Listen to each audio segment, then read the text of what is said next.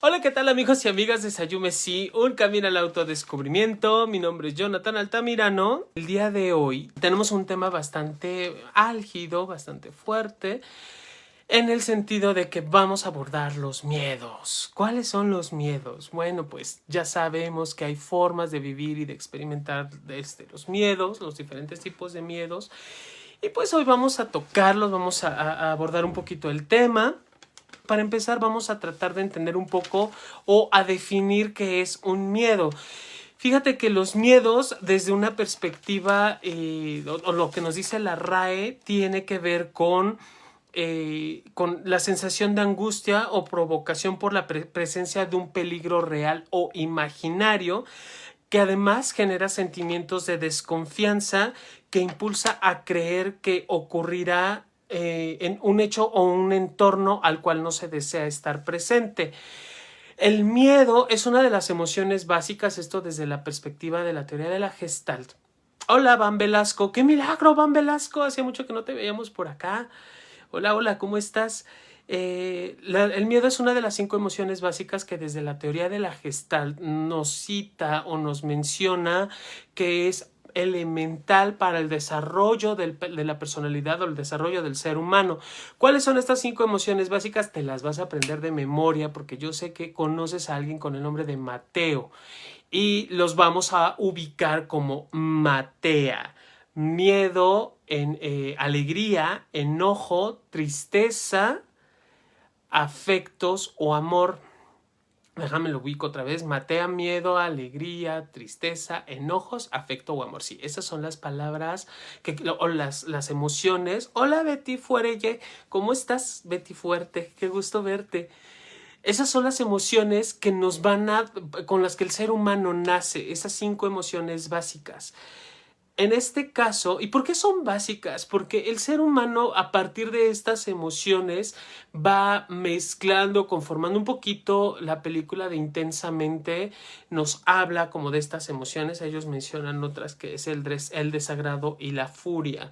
Como tal es más el enojo que furia, porque ya la furia implica otro tipo u otras situaciones u otras características, y el desagrado es más una sensación. Por eso la Gestalt no lo maneja como tal, pero bueno, también hay infinidad de teorías, de propuestas, de teóricos y cada persona podrá tener como su base teórica y desde allí podríamos entrar no en un debate, sino para aprender y crecer. Lo más elemental, bueno, es la matea, miedo, alegría, tristeza, enojo, afecto o amor, que podríamos estar utilizando o comprendiendo. Desde allí, bueno, ya la RAE nos definía un poquito lo que son los miedos.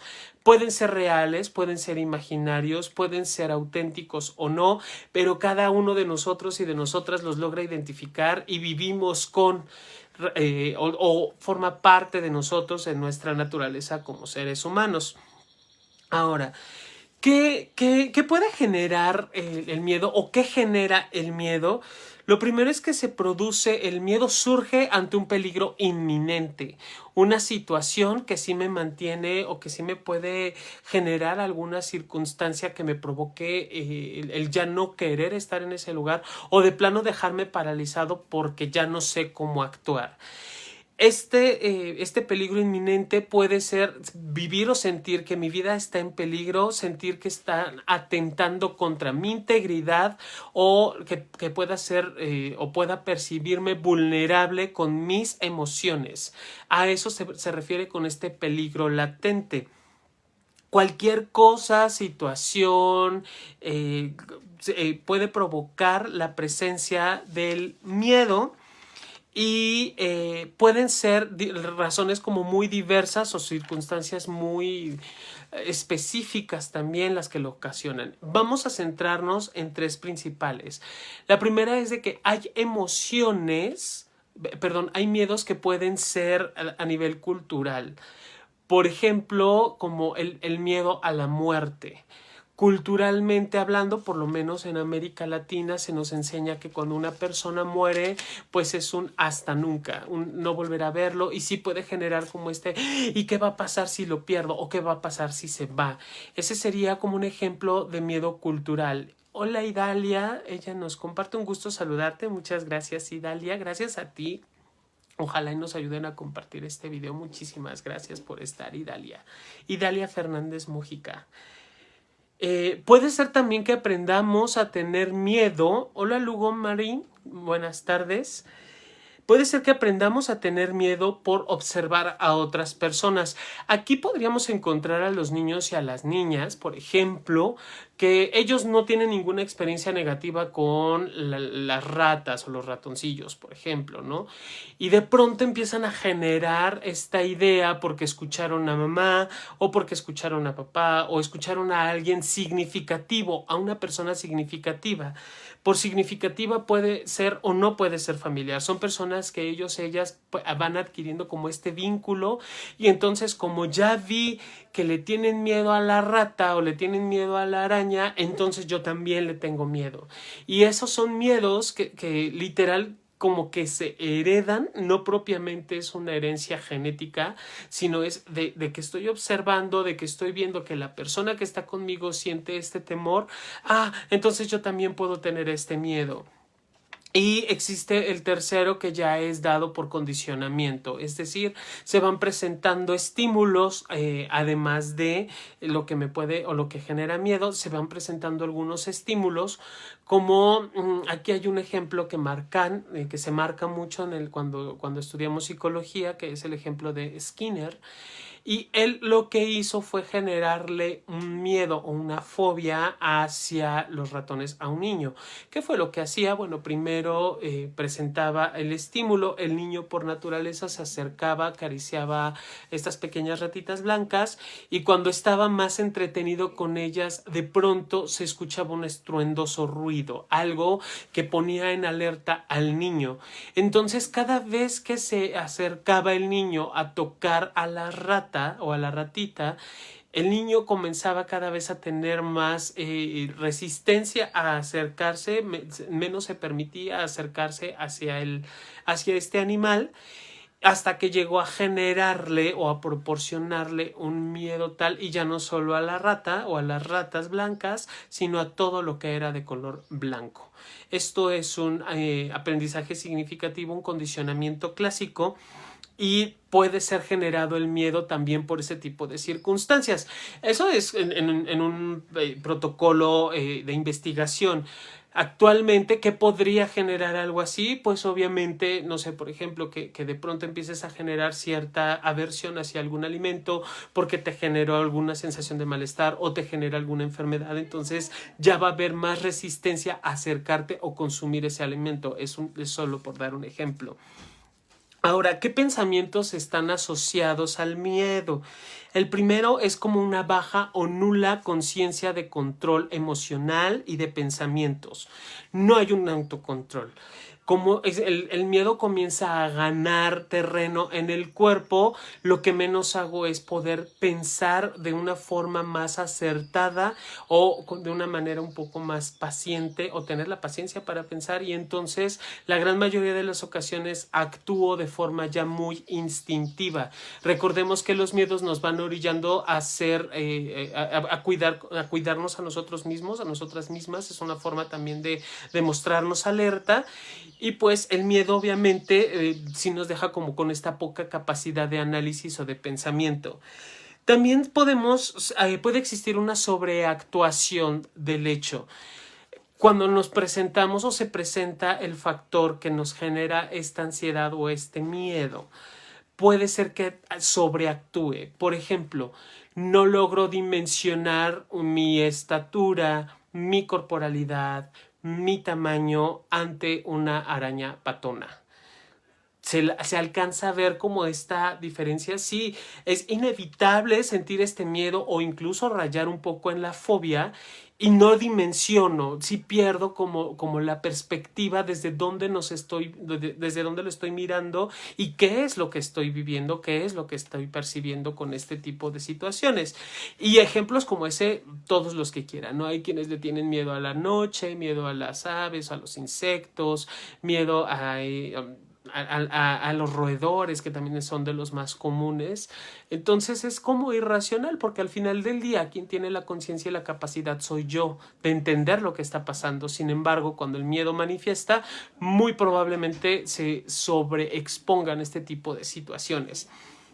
¿Qué otro pensamiento hay? Pues la inmovilización mental o física, como te lo mencionaba, ya cuando el miedo es tan grande a veces, ya no me puedo mover con facilidad o ya no genero la capacidad de pensamiento que requiero para poder generar como el acting, ¿no? El movimiento, y entonces quitarme de esta situación que me puede generar o que me está generando esta ansiedad puede y suele llegar a ocurrir.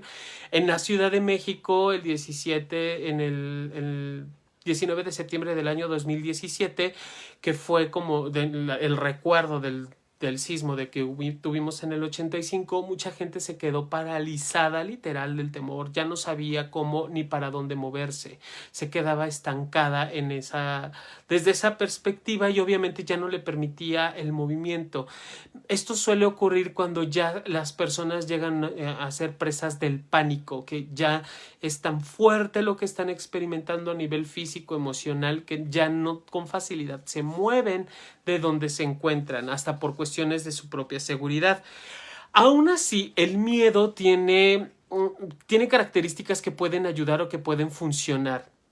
Una de ellas es el autocuidado, es decir, cuando yo ya estoy experimentando miedo, ya estoy poniendo atención a qué es lo que requiero, cómo me tengo que cuidar, de qué me tengo que cuidar, y estoy como en esta perspectiva cuidándome a mí mismo. Otro es que facilita conductas defensivas, porque comienzo a desarrollar desde la creatividad, comienzo a desarrollar algunas estrategias para protegerme y para cuidarme. Obviamente esto facilita, en el caso de que me vuelva a encontrar en una situación de riesgo, de peligro, facilita el que se pueda resolver de manera más inmediata. Nos deja alertas y con la concentración hacia el entorno que estamos experimentando o viviendo. Obviamente, esta situación de alerta, por ejemplo, si ya pasaste por una calle donde desgraciadamente tuviste una situación de asalto que ya quedó asociada, si pasas por esa calle te pueden asaltar. Si yo tengo que cruzar por ahí, ya no voy a cruzar como la primera vez o como aquella vez en la cual sufrí el asalto. Al contrario, ya me presento, ya cruzo muy alerta de lo que está pasando, cualquier movimiento extraño, cualquier persona que vea diferente o que no me genere una buena sensación, me va a hacer actuar de forma mucho más rápida y ágil. Esto solo lo vivimos cuando ya somos conscientes de qué es lo que me está generando el miedo. Esas son unas funciones o son parte de las funciones del miedo. Como vemos, las emociones que podemos considerar como negativas no siempre lo son. Al contrario, siempre nos facilitan un trayecto o nos dan a conocer algo de nosotros mismos o de nosotras mismas. ¿Qué efectos físicos deja el miedo? Bueno, obviamente ya los conocemos, ¿no? Sudoración, puede existir taquicardia, puede existir alteración en la presión cardíaca, obviamente eso es taquicardia. Conductas perdón, las pupilas se comienzan a dilatar y se dilatan para tener una percepción visual mucho más amplia. El que exista una taquicardia implica que toda la irrigación sanguínea comienza a darse de forma acelerada para activar el cuerpo en caso el cuerpo se siente en peligro. Entonces lo que hace es activar fisiológicamente el cuerpo para poder actuar de forma más ágil o precipitada. Existe un descenso en la temperatura corporal, por eso es muy común que en las caricaturas de pronto les estén chocando las rodillas, ¿no? Es una forma de expresar el miedo. Este descenso de la temperatura corporal implica o facilita que no se sobrecaliente el organismo, que pueda dar un golpe de calor. Por lo mismo que el cuerpo comienza a acelerarse, si tienes que salir corriendo, no llega este golpe de calor o porque la sangre está como baja o baja la temperatura corporal. De verdad que tenemos una maquinaria, un cuerpo maravilloso que nos alerta, nos ayuda para poder sanar incluso hasta de estas cuestiones emocionales. Obviamente se eriza la piel, se erizan principalmente los vellos de acá atrás, de la nuca, o se pone la clásica piel de gallina, ¿no? Estos cambios en la piel que se ponen como bolitas o los poros de la piel se dilatan, y eso es una forma que tiene nuestro cuerpo de alertarnos del peligro, que hay un peligro, que algo está pasando. Existe un incremento en el tono muscular precisamente para facilitar la huida de las personas, y en ocasiones cuando ya es demasiada este incremento del tono muscular es cuando llega el engarrotamiento o agarrotamiento, perdón, no es engarrotamiento que me agarrato, que el músculo ya está tan tenso que ya no me puedo mover. En inicio, este músculo tenso lo que ayuda es precisamente a poder darle la fuerza, el impulso que el cuerpo requiere para poder huir de la situación que genera este peligro. ¿Qué podemos hacer para atender el miedo? Lo primero, fíjense, aquí hay algo muy importante. El miedo es el inicio de las fobias. Y toda fobia puede ser atendida desde la perspectiva terapéutica. ¿Qué tengo que hacer? Solamente reconocerlo, saber cuáles son los factores que me están generando este miedo, esta ansiedad, esta angustia. Y bueno, a partir de allí se trabaja en la terapia, y siempre lo vamos a decir, la terapia es una forma de poder ayudarnos emocional y afectivamente. ¿Qué podemos hacer para atender el miedo? Lo primero es identificar si mi miedo es real o imaginario. Y entonces un miedo real en la noche sería saber que me pueden asaltar, porque todos los días paso por esa calle que sé que hay personas que pueden resultar agresivas o violentas. Eso sería un miedo real. Un miedo irreal a la noche sería, por ejemplo, decir que debajo de mi cama está el coco, o está un fantasma, o está el señor del saco, el señor del costal. Eso sería un miedo imaginario. Entonces lo primero que tengo que hacer es plantearme o plantarme en una situación de realidad. ¿Lo que vivo es cierto o son cosas que yo me estoy imaginando? El segundo punto es reconocer la fuerza del miedo. ¿Qué tanto este miedo yo le doy poder o poder de más? Y entonces me pierdo, me digo, no, sí, el miedo gobierna mi vida, y entonces ya no con facilidad me puedo salir de allí. ¿En realidad tiene tanta fuerza el miedo, o yo le estoy dando poderes, un poder más allá de lo que en realidad tiene? El tercero sería como indagar si es por algún evento que me dejó algún impacto emocional, o por alguna experiencia. Hay quienes viven, por ejemplo, el temor a algún insecto, pongámosle, ¿no? Algunos insectos que me generan ansiedad, insectos específicos. Puede ser que haya tenido alguna experiencia con alguno de ellos, que de verdad yo sentí en ese momento un ataque, o que me picó y me dejó lastimado el brazo, o que tuvimos un desencuentro el insecto y yo, y entonces me ocurrió algo posterior a ese desencuentro con el animalito. Vaya, es ser consciente de dónde surgió y cómo fue que surgió. Si es por una mala experiencia, si es porque esta persona que más admiraba en la vida le tenía miedo a las ratas, entonces yo también le tengo que tener miedo a las ratas, o es algo que está inmerso en mi cultura. Estas tres características que mencionábamos hace un rato, identificar y ser como muy honestos y puntuales a partir de eso que estoy viviendo. Diferenciar si es personal o fue aprendido por alguna causa. Ajá, que sí, a ver, ¿eso es mío o aprendí de alguien más a tener miedo a? Que ya más o menos lo aclarábamos hace un momento. Obviamente también descartar falsas creencias. Es que si se me acerca, no sé, si se me acerca un perro, eso implica que me va a morder.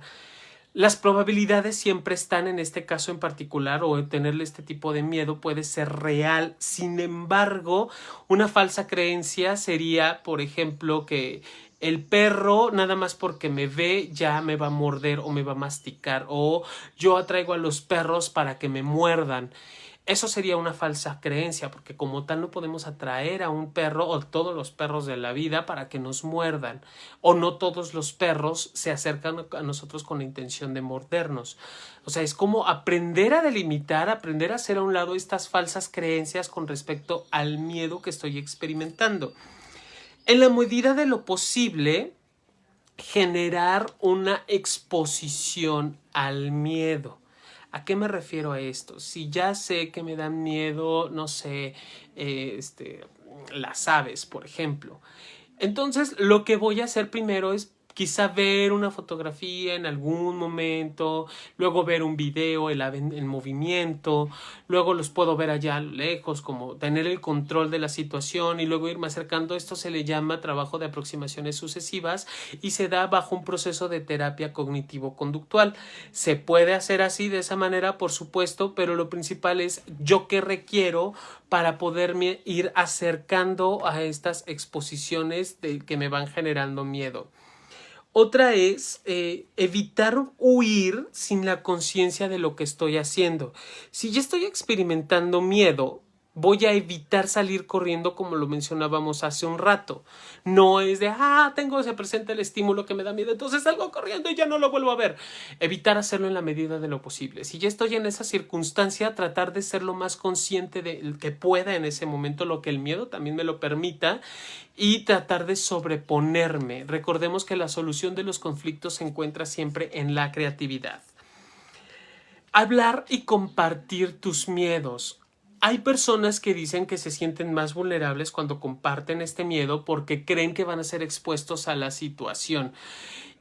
Aquí sí tiene que ver mucho la cuestión del autocuidado, saber a quién se lo platico, con quién lo comparto, bajo qué circunstancias lo hablo, para poder saberme protegida o protegido al respecto. ¿Qué más podemos hacer para atender el miedo?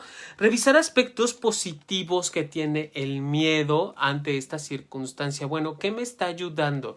Si le tengo temor a algún insecto, me está hablando que hay una forma de cuidarme para evitar ser picado, lastimado, o cualquier circunstancia que generen los insectos.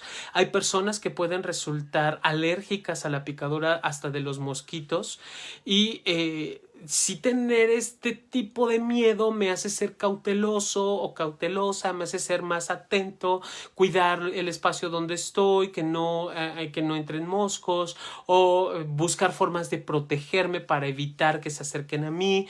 Vaya, sí tiene como esta parte, encontrarle que tiene de positivo el que yo esté presentando este tipo de miedo o fobia. Y finalmente, generar una conciencia mental, tratar de dar el valor real a la experiencia. ¿Qué de lo que estoy viviendo es tan real que resulta hasta complicado y difícil poder afrontarlo, o bien ya de plano lo estoy viviendo como desde la exageración para otras personas, aunque para mí puede ser muy real?